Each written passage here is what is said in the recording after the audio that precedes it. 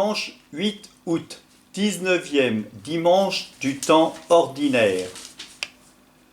Souviens-toi, Seigneur, de ton alliance, n'oublie pas plus longtemps les pauvres de ton peuple. Lève-toi, Seigneur, défends ta cause, n'oublie pas le cri de ceux qui te cherchent. Première lecture, lecture du livre des Rois, chapitre 19, versets 4 à 8. Psaume 33. Goûtez et voyez comme est bon le Seigneur.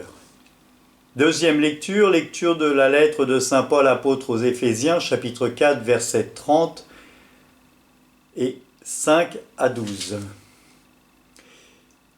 Antienne de l'Évangile, « Moi je suis le pain vivant qui est descendu du ciel, dit le Seigneur, si quelqu'un mange de ce pain, il vivra éternellement. » Évangile de Jésus-Christ selon saint Jean, chapitre 6, versets 41 à 51. En ce temps-là, les Juifs récriminaient contre Jésus parce qu'il avait déclaré « Moi, je suis le pain qui est descendu du ciel ». Ils disaient « Celui-là n'est pas Jésus, le fils de Joseph ? Nous connaissons bien son père et sa mère, alors comment peut-il dire maintenant « Je suis descendu du ciel » ? Jésus reprit la parole « Ne récriminez pas entre vous. Personne ne peut venir à moi si le Père qui m'a envoyé ne l'attire à moi. Je le ressusciterai au dernier jour. Il est écrit dans les prophètes, ils seront tous instruits par Dieu lui-même. Quiconque a entendu le Père et reçu son enseignement vient à moi. Certes, personne n'a jamais vu le Père sinon celui qui vient de Dieu. Celui-là seul a vu le Père. Amen, amen, je vous le dis, il a la vie éternelle, celui qui croit en moi. Moi je suis le pain de la vie. Au désert, vos pères ont mangé la manne et ils sont morts, mais le pain qui descend du ciel est tel que celui qui en mange ne mourra pas. Moi je suis le pain vivant qui est descendu du ciel. Si quelqu'un mange de ce pain, il vivra éternellement. Le pain que je donnerai, c'est ma chair donnée pour la vie du monde. Acclamons la parole de Dieu. Louange à toi, Seigneur Jésus.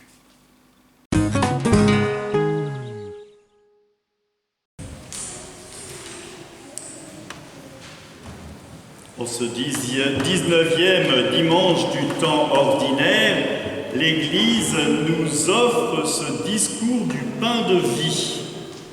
Le chapitre 6 de chez Jean. Et donc je vous invite à lire ce chapitre en entier et vous comprendrez peut-être un peu ce que veut dire le Christ quand il parle du pain de vie. La première lecture nous parle de ce prophète Élie, un grand prophète. Un grand prophète mais qui va un peu déborder ou qui va faire un peu plus que ce qu'on lui demande. Vous savez, des fois, il y en a qui, dans leur foi, exagèrent. Et on nous sort des fois des affirmations que je ne trouve nulle part et je reste sur mon séant, comme on dit, pour être correct. En gros, Élie, il a mis un concours face aux prophètes de Baal et il a gagné. Alors, il aurait pu en rester là, sauf que, ayant gagné, il s'est donné le droit de trucider tous les prophètes de Baal qui étaient autour de lui. Mais ça, Dieu ne lui avait pas demandé. Il a exagéré la pensée de Dieu et il a pris sur lui des choses que Dieu ne souhaitait pas. En gros, c'est un extrémiste de la foi. Mais comme tous les extrémistes, il se repentit parce que on le voit là dans le désert, juste après avoir fait cette erreur, et on le voit dans le désert qui, se lamente sur son sort et qui se dit « J'ai exagéré et je ne mérite plus d'être d'ici ». Et Dieu prend quand même soin de lui puisqu'il se repent. Et il va lui donner une nourriture humaine, mais qui sera quand même miraculeuse puisque c'est un corbeau qui va lui amener à manger. Et cette nourriture va lui redonner des forces pour pouvoir traverser l'épreuve la réconciliation ou l'épreuve de sa conversion. 40 jours, c'est une conversion. C'est pour ça que ce chiffre est marqué dans la Bible et dans ce passage.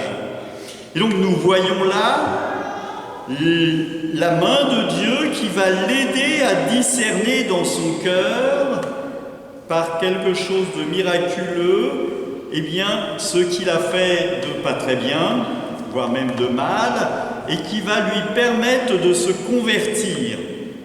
C'est cette marche dans le désert. Le psaume, lui, est un psaume de louange. Goûtez et voyez comme est bon le Seigneur.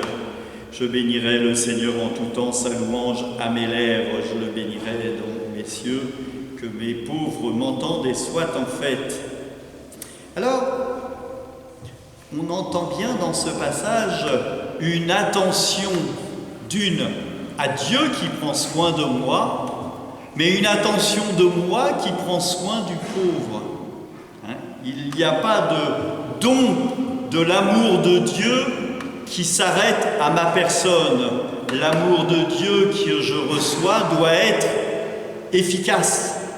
Et mes œuvres doivent correspondre à l'amour que j'ai reçu de Dieu.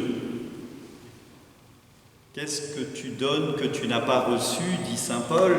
Eh bien, nous avons reçu beaucoup, il nous faut donner beaucoup.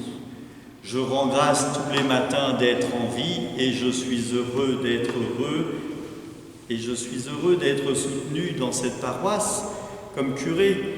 Et donc, je rends grâce et je rends tout ce que j'ai reçu. Et bien donc, chacun d'entre nous, si nous faisons le bilan de ce que nous avons reçu, nous devons donner aussi ce que nous avons reçu. L'Évangile, donc le pain de vie, vous avez bien entendu que c'est un pain venu du ciel, descendu du ciel. Le jour de la Pentecôte, ce qui descend du ciel pour les Juifs, c'est la parole de Dieu. Et là, les Juifs ne comprennent pas. Le Christ dit qu'il est descendu du ciel. Mais nous comprenons parce que nous avons lu le prologue de Saint Jean. Saint Jean dit « Au commencement était le Verbe, et le Verbe était auprès de Dieu, et le Verbe était Dieu. Et le Verbe s'est fait chair, et il est venu habiter parmi nous. » Et nous savons, nous, que la deuxième personne de la Trinité, le Verbe, c'est le Christ qui est venu en Marie par l'action de l'Esprit Saint. Et donc, le Christ est la parole. Il est cette parole incarnée de l'amour de Dieu. Et il est ce pain qui se donne. Ceci est mon corps livré pour moi. Pour vous, faites cela en mémoire de moi. Ceci est mon sang livré pour vous. Faites cela en mémoire de moi. Il nous invite à l'Eucharistie et à recevoir ce pain et ce vin. Et lorsque nous recevons l'hostie, le corps du Christ, nous recevons une nourriture à la fois terrestre, puisque l'hostie est bien terrestre, mais à la fois céleste, puisque c'est le corps du Christ. Ce corps du Christ qui a, par sa mort et sa résurrection, offert son corps une fois pour toutes. Lorsque je célèbre la messe, lorsque nous célébrons la messe, nous célébrons un sacrifice non sanglant. Il n'y a pas de sang puisque le Christ s'est donné une fois pour toutes pour nous. Et donc cette Eucharistie que nous célébrons ensemble avec vos prières et les miennes et celles de l'Esprit Saint, c'est la présence réelle du Christ qui se donne pour moi et pour nous. Le Christ s'offre. Il est le pain de vie. Et donc, cette nourriture spirituelle, c'est l'amour de Dieu qui se donne en moi et que je reçois et que je mange. Une nourriture terrestre et spirituelle. Et donc, qu'est-ce que je fais de cette nourriture spirituelle? La nourriture terrestre, je la comprends, elle m'aide à me lever le matin. Voilà, quand je prends en exemple le petit déjeuner, la nourriture terrestre m'aide à tenir la journée. Mais qu'est-ce que je dois faire de cette nourriture spirituelle? Si je reçois l'hostie comme seulement une nourriture terrestre, vous comprendrez bien que c'est quand même léger. Hein. Moi, il me faut quand même un bon petit déjeuner pour tenir la journée. Mais il y a dans cette hostie bien plus que la farine et l'eau et le sel dont elle est composée. Il y a cette nourriture spirituelle qui m'aide pour ma semaine à vivre et à grandir. C'est pour ça que le chrétien, le catholique croit que la nourriture spirituelle dominicale est une nourriture essentielle pour sa semaine. Et donc, ici, nous avons la chance de pouvoir célébrer tous les jours l'Eucharistie. Et donc, c'est une grâce de pouvoir recevoir le corps du Christ tous les jours. Le Christ se donne pour que je puisse, moi, dans mon effort de chrétien, avec la nourriture spirituelle de l'hostie et la nourriture aussi spirituelle de la Bible que j'entends à la parole de Dieu, quand j'arrive à l'heure à la messe, pour ceux qui viennent de rentrer dans l'église, ils se débrouilleront avec ça. Si j'entends la parole de Dieu qui m'a nourri au plus profond de mon cœur et si je reçois cette nourriture spirituelle, eh bien je peux grandir dans ma semaine et avancer et cheminer. Le Christ se donne par sa parole et par son corps et son sang. Qu'est-ce que je fais de cela? C'est une vraie question. Et chacun, nous avons à y répondre à notre regard de la vie, de l'amour reçu et de l'amour que l'on doit donner. Si je mets dans le panier du frère juste un paquet de pâtes en me disant « Allez, c'est bon, j'ai fait mon œuvre et puis je m'en fous de ce qui se passe derrière, je n'ai pas fait un acte charitable. » Non. Si je donne à la dame qui est à la porte une pièce en disant « c'est bon », non, je n'ai pas fait un acte charitable. Si je lui donne avec amour, si je dépose dans ce panier quelque chose avec amour, en disant « c'est mon frère que je nourris et avec qui je prends soin », là, je fais un acte charitable. Et vous comprenez bien que c'est complètement différent. Le Christ, quand il va guérir quelqu'un, il se dit « ça y est, je l'ai guéri, regardez, allez hop ».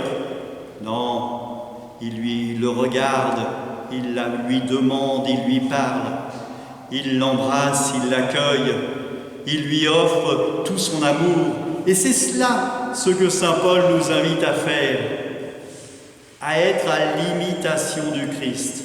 Alors, si je prends la Bible, que je lis un passage et que je vois que ça me concerne moi au plus profond de mon cœur, eh bien je suis invité à suivre les paroles du Christ qui me sont dites.